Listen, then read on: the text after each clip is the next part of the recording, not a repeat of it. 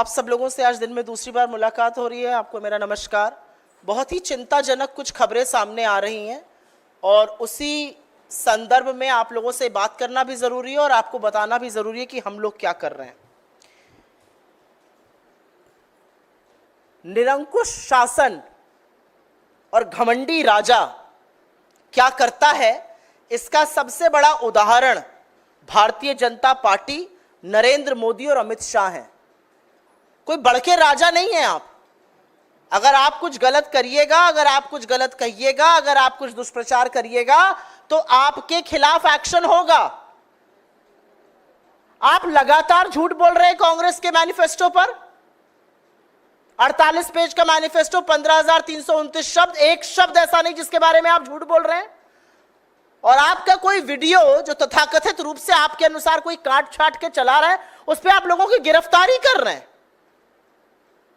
यह देश डरने वाला नहीं है, ना आपकी गीदड़ धमकियों से डरने वाला है। यह देश हिसाब लेगा और गिन गिन कर हिसाब लेगा। हर उस बेरोजगारी का हिसाब लेगा जो आपके चलते हुई है, उस कमर तोड़ महंगाई का हिसाब लेगा जिसमें एक रोटी कम खानी पड़ रही है क्योंकि आटे दही पर जीएसटी आपने लगा दिया। वो 50,000 बच्चों के पूरे पूरे परिवार हिसाब लेंगे जिनको सेंट्रल यूनिवर्सिटी से नाम कटाना पड़ा। वो बहती हुई लाशों के परिवार हिसाब लेंगे जिनको कोरोना काल में आपने तड़प तड़प के दम तोड़ने पर मजबूर किया। वो महिलाएं हिसाब लेंगी जिनके अपराधियों के साथ आप हमेशा खड़े होते हैं, चाहे वो कर्नाटका हो या गुजरात हो या उत्तर प्रदेश हो। वो किसान हिसाब लेंगे, जिन 700 किसानों की शहादत हुई उनके परिवार हिसाब लेंगे। वो लोग हिसाब लेंगे जिनको अन्नदाता अन्न पहुंचाता है थाली में। वो श्रमिक हिसाब लेंगे जिनको आपने हजारों मील पैदल चिलचिलाती धूप में फफोले और छाले लिए पैदल चलवाया। तो कोई डरने वाला आपसे नहीं है। असम की पुलिस कहीं गिरफ्तारी कर रही है, कहीं उत्तर प्रदेश की पुलिस गिरफ्तारी कर रही है। तमाशा क्या बना रखा है। और सूप तो सूप, बोले छलनी जिसमें 72 छेद। प्रधानमंत्री मंच से भाषण दे रहे हैं कि काट छाट करके वैमनस्यता फैलाई जा सकती है, ठीक नहीं है। जिस वैमनस्यता को फैलाकर वीडियो की काट छाट करके दुष्प्रचार और झूठ बोलकर ही आप प्रधानमंत्री बने हैं। आपने हजारों करोड़ रुपए एक आदमी के रेप्यूटेशन को खत्म करने में लगाए, उसके खिलाफ दुष्प्रचार करने में लगाए।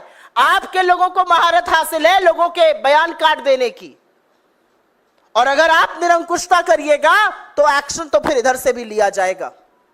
आपके कितने ही लोगों ने 72 घंटे पहले राहुल गांधी जी के वक्तव्य में से, जहां पर उन्होंने SC, ST, OBC, EWS और माइनॉरिटीज की बात करी है, उसमें से SC, ST, OBC, EWS काटा और अब उन सब लोगों के खिलाफ कार्रवाई होगी।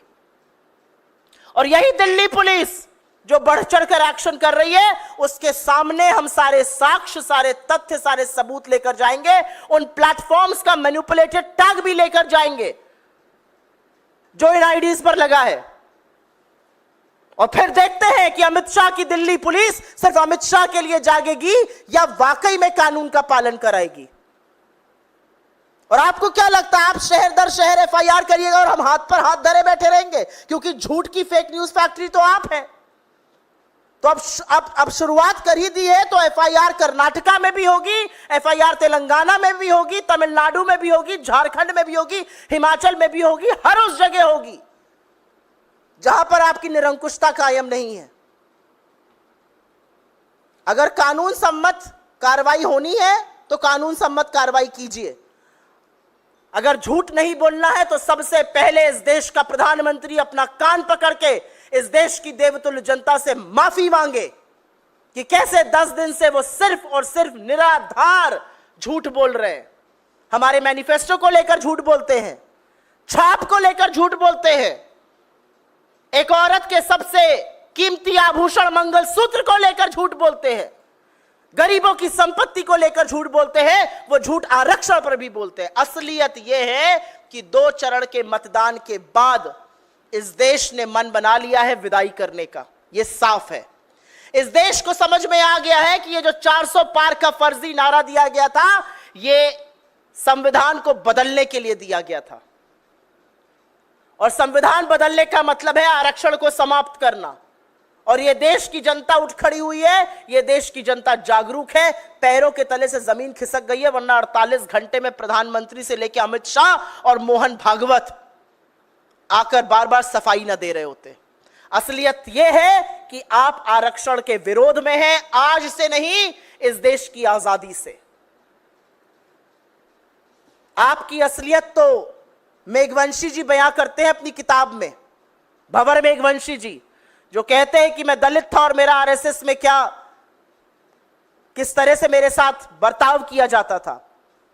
आपकी असलियत यह बयां करता है कि आरएसएस का एक भी संचालक आज तक न दलित, न आदिवासी, न पिछड़े वर्ग से आया।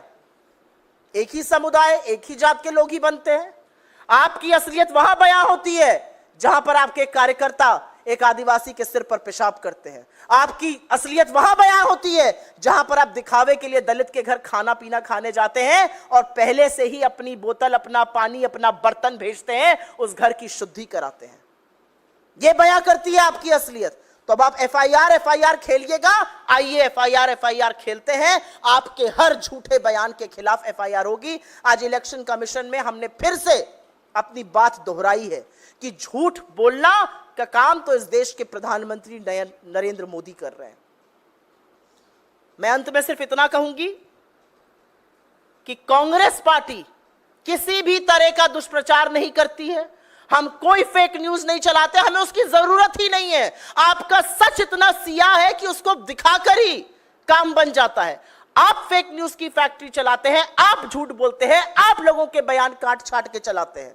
हमारे अध्यक्ष का बयान आपने सदन में काट कर चलाया, आप मेरे नेता के बयान कॉन्स्टेंटली काट के चलाते हैं, अभी भी काट के चलाया, और आप ये काम हमारे हर नेतृत्व के साथ करते हैं।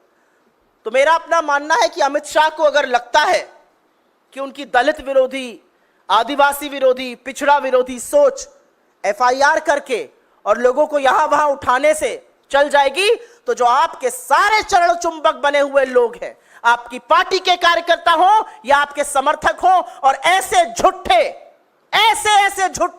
ऐसे गंदी गलीच बात करने वाले लोग, महिलाओं के लिए ऐसे शब्द बोलने वाले लोग, जिनको नरेंद्र मोदी जिनके पोस्ट और ट्वीट शेयर करते हैं, उन सबको सबक सिखाएंगे। अब हम ना हम धमकी देते हैं और ना हम फालतू की बातें करते हैं, हम सच के साथ चलते हैं। लेकिन अगर सच आपका सिया है तो यह हमारा सिरदर्द नहीं है, सिरदर्द आपका है। बहुत धन्यवाद आप लोगों का।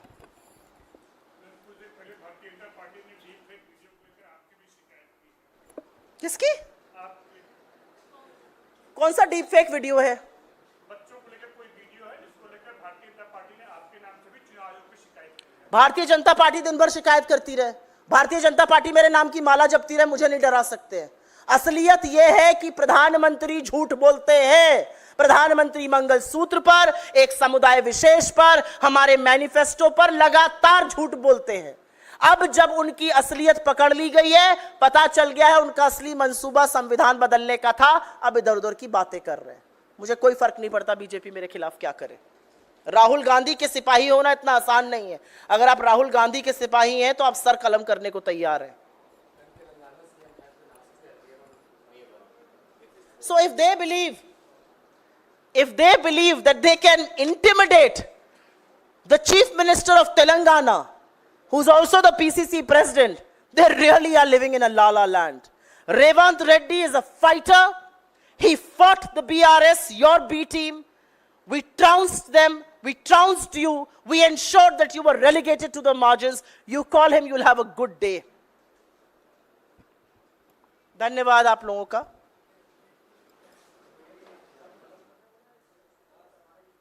हम सर अपना कलम करने को तैयार हैं, खुद का सर।